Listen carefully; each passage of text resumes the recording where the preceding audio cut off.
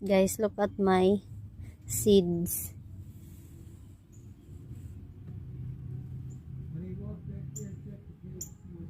Alright. So, tarawa guys. Agang mga seedlings na nubo na no. Na? Oh, in here. Wow. I'm happy for you guys. But you know what? Tanawag cukes dito na. Na? Cukes. Ilang cucumber. Oops. Minsan ang lain mag-color na to. Oops. Ah. Huy. Are you kidding me?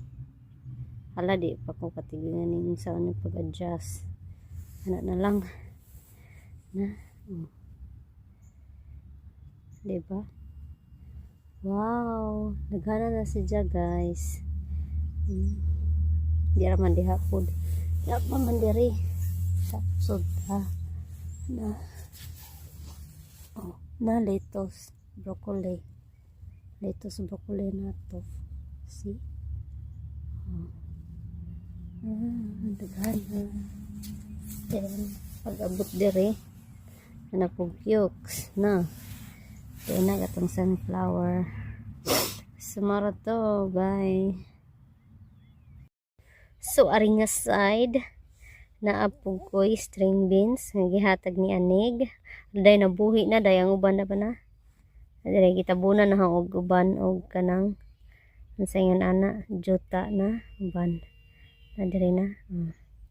Pero gatong pipino naghana, maghatag na po ko yan ni pipino sa bang Pilipina. Okay? Then naptay bush dire. Yes. Then ang atong sunflower, mas like nila. Like nila ang atong sunflower ba? Okay?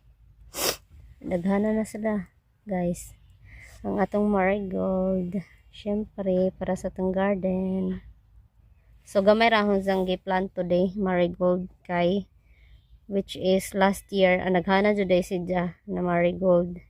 Pero dili siya necessary nga daghan no. Para daghan tag space.